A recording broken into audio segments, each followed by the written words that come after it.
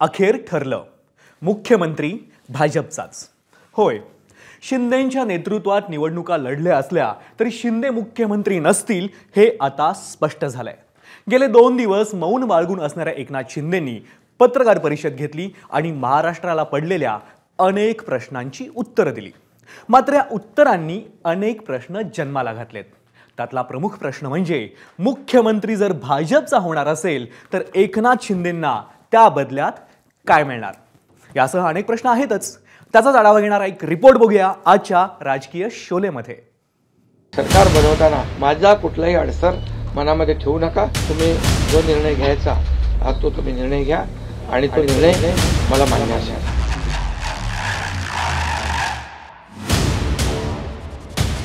आमचे जे श्रेष्ठी आहेत त्यांच्याशी चर्चा सगळ्यांची चाललेली आहे आणि लवकरच याचं उत्तर आपल्याला मिळेल. भारतीय जनता पक्षाचा महायुतीचा जो निर्णय मुख्यमंत्री बनवण्याचा घेतील त्याला पूर्णपणे शिवसेनेचं समर्थन आहे.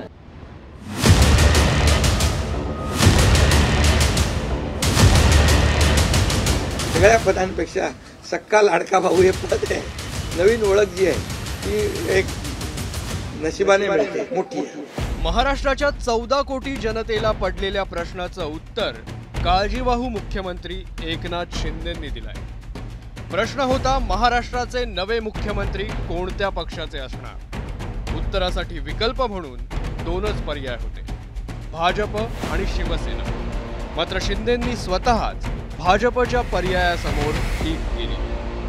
कुठलीही कोंडी आणि कुठलेही काही राहू नये म्हणून मी आज तुम्हाला बोलवलंय आणि भारतीय जनता पक्ष वरिष्ठ नेतृत्व जो निर्णय घेतील मुख्यमंत्री बनवण्यासाठी, भारतीय जनता पक्षाचा महायुतीचा जो निर्णय मुख्यमंत्री बनवण्याचा घेतील त्याला पूर्णपणे शिवसेनेचं समर्थन आहे. शिवसेनेचा पूर्ण पाठिंबा आहे. पत्रकार परिषद घेण्यापूर्वी एकनाथ शिंदेंनी महाशक्तीला फोन करून मन मोकळं केलं होतं. आदरणीय प्रधानमंत्री मोदी साहेबांना मी फोन केला होता. मी त्यांना फोन करून सांगितलं की सरकार बनवताना तुम्हाला निर्णय घेताना कुठलं काही असं अडचणीचं आहे किंवा अडचण आहे माझ्यामुळे किंवा आणखी कुणामुळे हे कधी मनात आणू नका. निर्णय घेताना कुठलंही काही असं वाटू नका की माझी अडचण आहे का, एकनाथ शिंदे काय अडचण आहे का. बिलकुल नाही. त्यामुळे मी काल मोदी साहेबांनाही फोन केला, अमित शहा साहेबांनाही फोन केला. माझ्या भावना त्यांना मी सांगितल्या की सरकार बनवताना माझा कुठलाही अडसर मनामध्ये ठेवू नका. तुम्ही जो निर्णय घ्यायचा तो तुम्ही निर्णय घ्या आणि तो निर्णय मला मान्य असेल. मुख्यमंत्री पदावरचा दावा एकनाथ शिंदेंनी मनापासून मागे घेतलाय की मन मारून त्यांच्याच तोंडून ऐकूया. मी आपल्याला एवढंच सांगेन की मी समाधानी आहे आणि या 2.5 वर्षाच्या कारकिर्दीमध्ये झालेल्या कामांवर. आणि मग आता तुम्ही काय सांगत होते, कुठे गेले, कुठे बसले, हे प्रश्न तुम्ही नंतर विचारा. तुम्ही कुठे बसले, कुठे थांबले, कुठे म्हणजे काय नाराज झाले. आम्ही असे नाराज होऊन रडणारे नाही रे, आम्ही लढणारे लोक आहोत.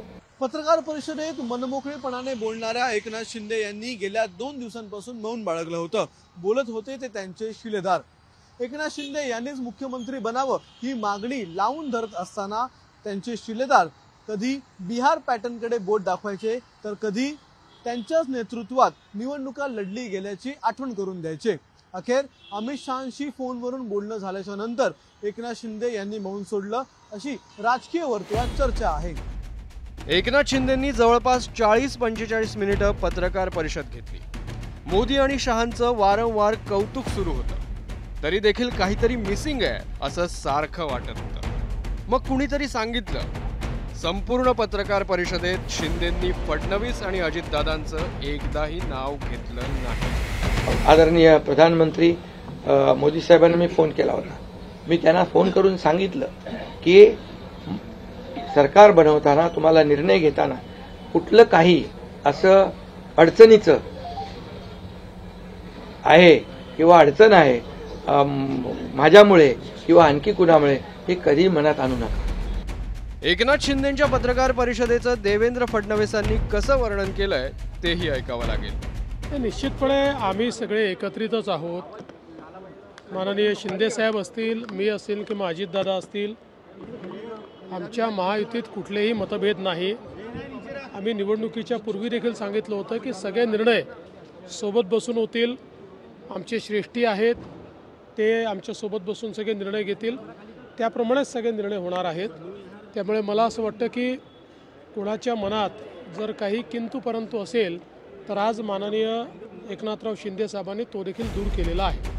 मुख्यमंत्री भाजपचाच असणार हे तर स्पष्ट झालंय।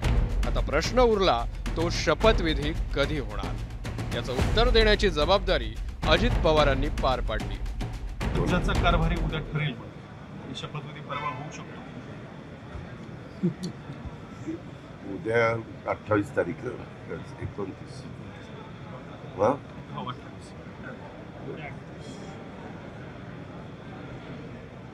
मंथ एंड पर्यंत 30 तारखेपर्यंत व्हायला पाहिजे।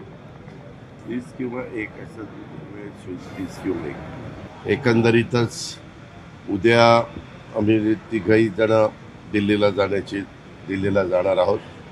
दिल्लीला गेल्यानंतर आमचं पुढचं सगळं बाकीची चर्चा त्या ठिकाणी होईल आणि त्याच्यानंतर नवीन मुख्यमंत्री, 2 उपमुख्यमंत्री, सरकार ते अस्तित्वात त्या ठिकाणी येईल।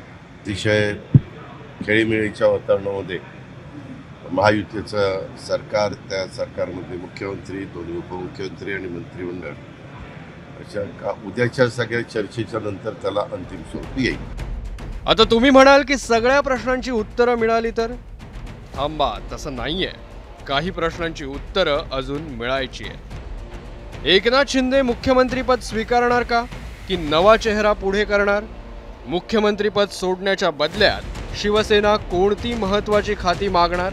एकनाथ शिंदे मोदींच्या मंत्रिमंडळात मोठी खाती पदरात पाडून घेणार का? फडणवीसांच्या नावाला कौल देणाऱ्या राष्ट्रवादीला मोबदल्यात काय मिळणार? आता या सगळ्या प्रश्नांच्या उत्तरासाठी महाराष्ट्राला किती दिवस वाट पाहावी लागणार आणि ही उत्तरं देण्यासाठी कोण पत्रकार परिषद घेणार, हे प्रश्न काही संपत नाहीयेत बघा। बरं, या प्रश्नांची उत्तरं सापडल्यानंतर महाराष्ट्राचे खरेखुरे प्रश्न सुटतील तेवढं मात्र बघा। ब्युरो रिपोर्ट, एबीपी माझा, मुंबई। एबीपी माझा, उघडा डोळे बघा नीट।